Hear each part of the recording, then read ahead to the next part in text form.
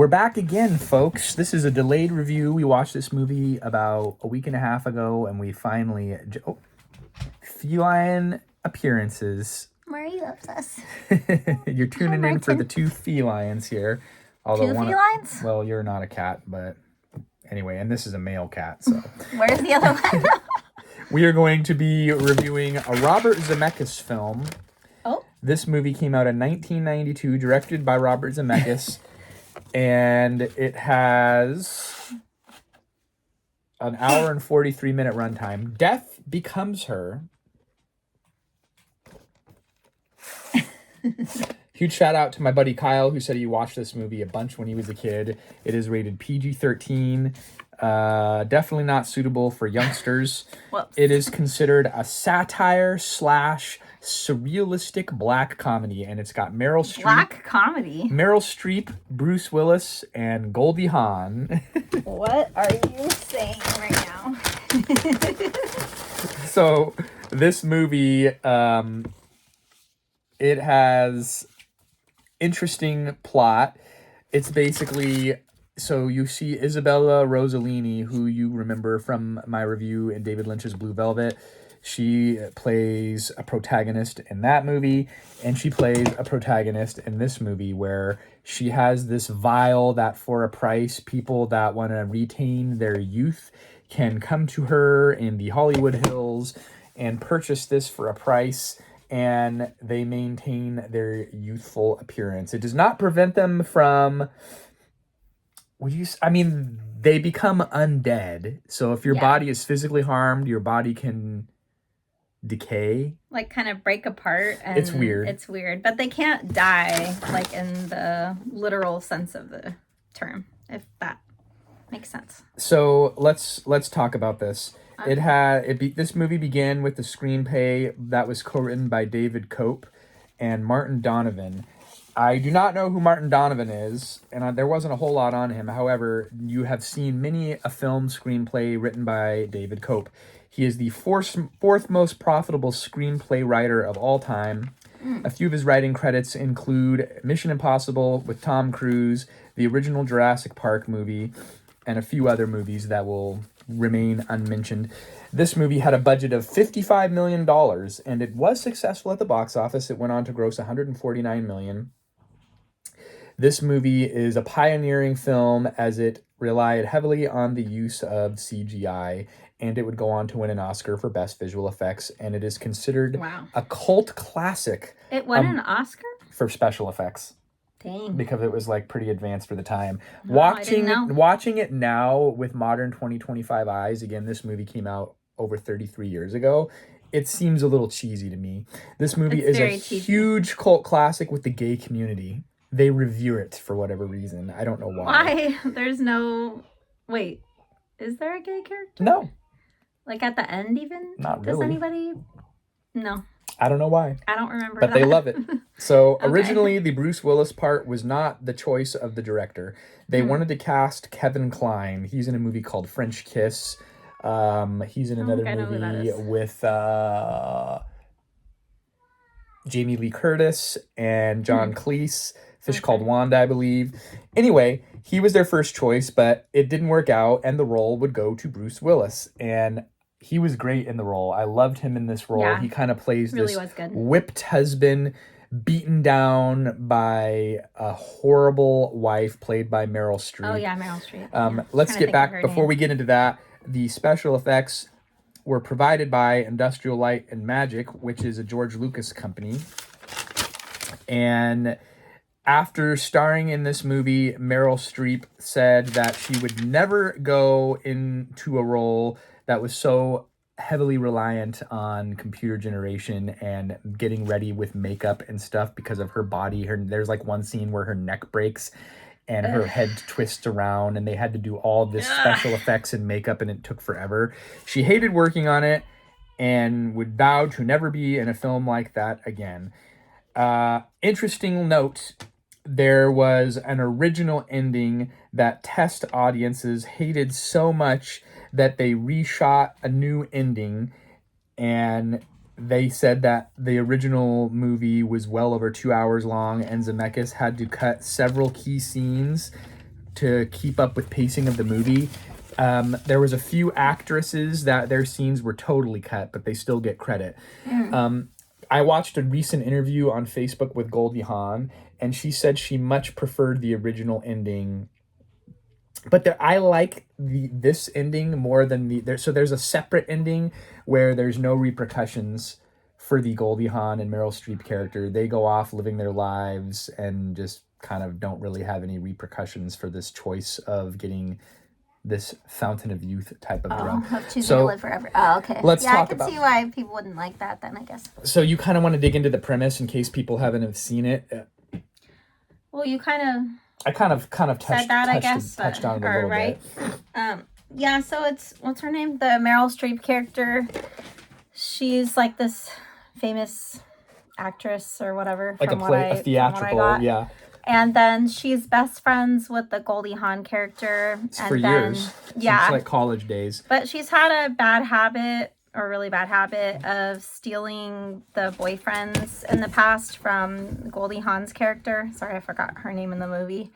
And then as a test, like, the Goldie Hawn character brings her new fiance to meet Meryl Streep and says, like, I want you to meet my friend, so that she can see, like, if he really loves her, because all her other boyfriends end up going for the Meryl Streep character or whatever. Mm-hmm. So then he does end up falling for Meryl Streep, and he leaves Goldie Hawn for her. So then Goldie Hawn gets like super overweight, super depressed, stops paying her rent, gets evicted from her apartment. Yeah, she's like, it shows her just like eating all these unhealthy snacks and just getting more and more bitter and angry. And she has like all these photos of them and like angry writings everywhere about how she's going to get her revenge and stuff. So then Side note, the Bruce Willis character kind of plays into the whole fountain of youth kind of eternal beauty aspect, because he was like a world-renowned plastic surgeon, and then he leaves Goldie Hawn and gets married to the Meryl Streep character, who is super vain, and you see him getting the life sucked out of him by this very self-absorbed person. And he changes careers. Fast forwards like 7 years into the future, he's become an alcoholic. So now he's become a mortician. He's reduced to becoming a world-renowned mortician to present, which I guess doesn't pay as much, right? No, not compared to a plastic surgeon. Okay, so he's like a shell of the man that he used to be. But and they kind of allude to it that it's because of the Meryl Streep person, kind of, and then the Meryl Streep person has like a pool boy on the side and is like not a good person. She's a terrible person, human being. So she cheats on him all the time with this younger guy, and then but she like justifies it because she's unhappy or whatever. But he's unhappy with her too, because she's, she's like sucking the life out of him or whatever. She's not nice to him.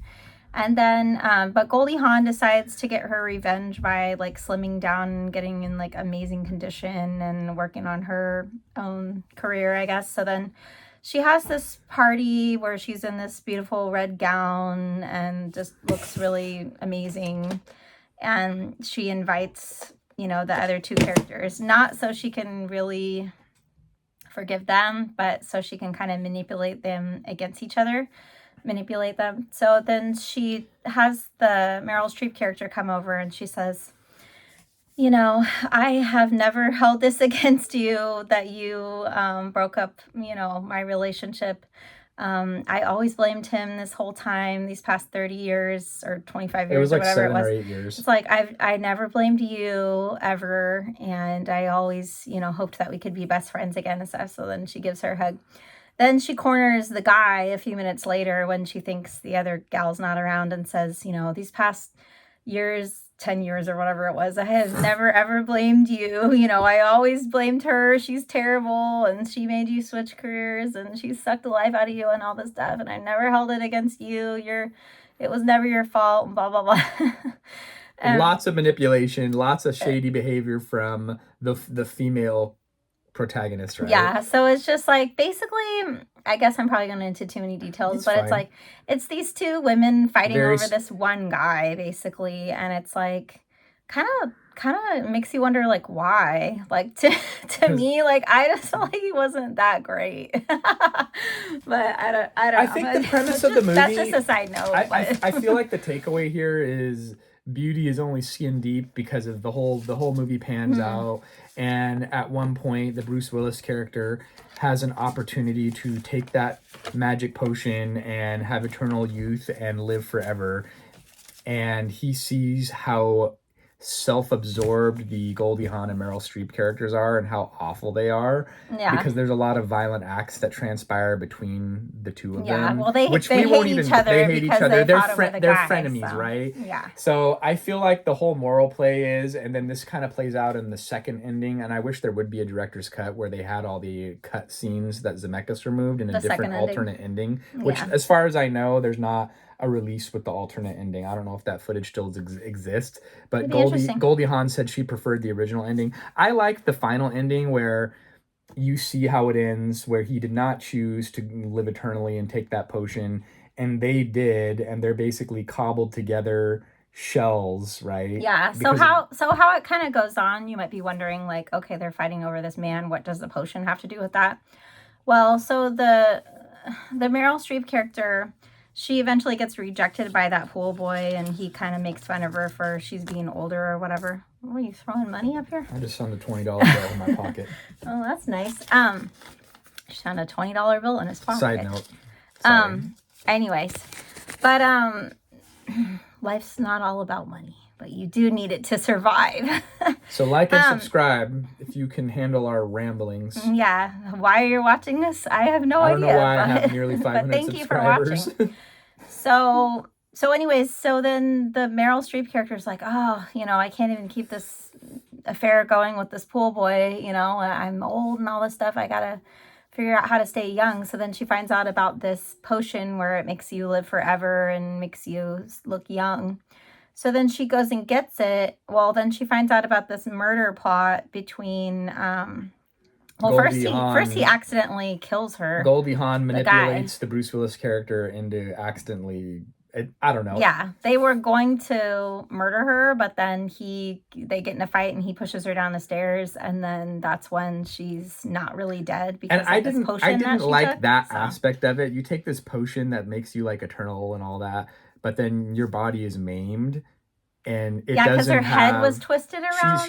Her body got mangled, and whatever this elixir was, it didn't give them like healing capabilities. So her maimed body remained in that state, which is where him being a mortician and dressing the bodies for presentation and with painting them, he would like spray paint to them give them a lifelike appearance. Yeah. And that, I didn't like that aspect. It was and gross. How their body was like not remaining eternal if it was damaged. So like it was like kind of Goldie Hawn gets shot with the shotgun and it blows a hole in the center of her, as you see in the box. Her body doesn't have self-healing properties. No, she just kind of had, and it's really gross, right? And like disturbing. It did give me the heebie-jeebies. Me too. So let's talk about, we're going down a rabbit hole. I thought I was going to have nightmares, but then I didn't. It's just so cheesy to me. Yeah, it's very cheesy. Rotten Tomato critic average is 58% on this movie. The audience score, with over 100,000 reporting in, is 62%, so a little bit higher. IMDb is 6.7 out of 10. It was not my favorite Zemeckis movie, and I know his last couple of movies have been total duds, and he has had some of my personal favorites, the Back to the Future trilogy, right? We love our Back to the Future trilogy. Part 1 and 3 especially. Part 1 and 3 especially. 3 is underrated. That's like some of my favorite Robert Zemeckis, and then we get Forrest Gump, another great Robert Zemeckis film. If you've never seen Part 3, show it to your kids. This movie comes out 2 years before Forrest Gump, and to me, I think it's just fluff. It's not my favorite movie, but it's not the worst movie, right? I'm going to go middle of the road, 3 out of 5. It was entertaining, but I feel like it could have been better. And I would have liked to see the cut scenes and alternate ending in a I think I'm 2.5 out of 5. It was good, but I'm like a very sensitive person, so I don't know. Like it was kind of slapsticky, like with it wasn't really, hi Zachary. What is on your face? It's definitely dude? not for kids. He made himself into a werewolf, he said. So he's got a little nose here and some other drawings. I just think that the special effects do not hold up to me. I do like the Bruce Willis character the most. I feel like his acting was great. It has good themes, the themes of, like you said, beauty being only skin deep. Like, what good is it if someone is an attractive person if they're horrible, a terrible human being? like, and they do evil things to other people, like, I know that we're all sinners, but like, sorry to get too existential or theological, but this channel doesn't usually get that deep, but that's fair. But it's good to try not to be just a horrible person. And those ladies, when you get so caught up in the vanity of everything, it's like, is it really worth it if you look good on the outside, but you have like an evil heart inside? You know what I mean? I just can't explain why it's not it's a good message. It just didn't. It wasn't my favorite movie. I just can't explain. I don't like the methodology. Right? Like, I don't like the method. I wish there was like. I guess that kind of played out to their premise, where the very end of the film, where they fall down the stairs and just break apart. Sorry, spoiled the ending, but it's been out for a really long time. That's pretty much the review. This movie's 33 years old, so we gave it our best shot.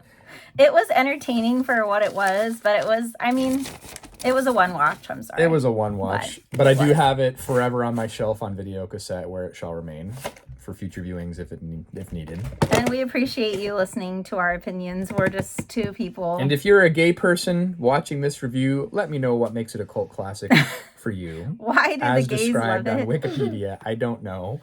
Have a great day, folks. We'll see you next time.